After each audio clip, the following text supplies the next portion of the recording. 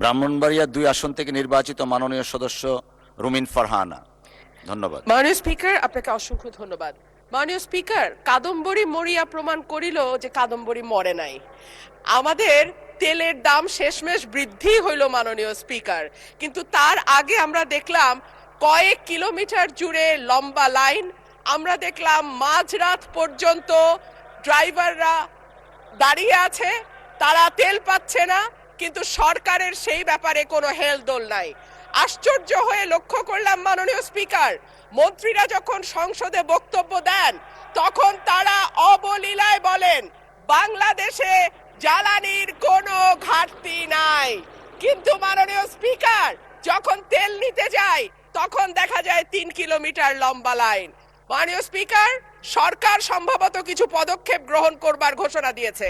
তার একটা হচ্ছে মার্কেট প্লেস 7টা বাজে বন্ধ করে দেয়া।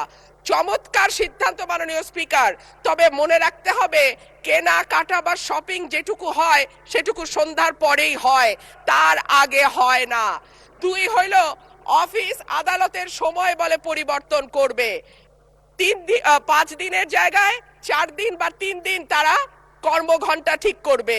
কিন্তু প্রশ্নটা হচ্ছে যদি জ্বালানির কোনো সংকটই না থাকে তাহলে এত লম্বা লাইনই বা কেন, দামই বা বাড়াইতে হয় কেন, অফিস কর্মসূচি সময় পরিবর্তন করতে হয় কেন?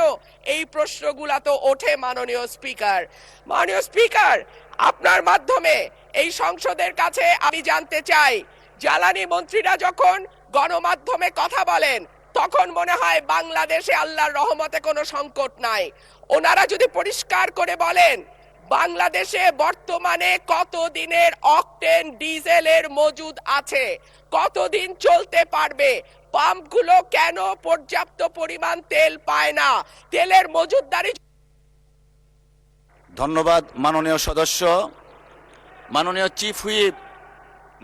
চিফ হুইপ প্লিজ আপনারা বসেন দয়া করে। মাননীয় চিফ হুইপের মাইকটা দেন প্লিজ।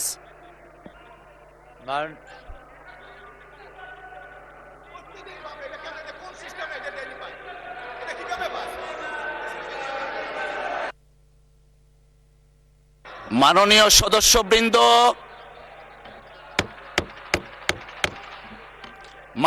সদস্যবৃন্দ, please let us discipline ourself. মাননীয় চিফ হুইপ আপনি দাঁড়িয়েছিলেন।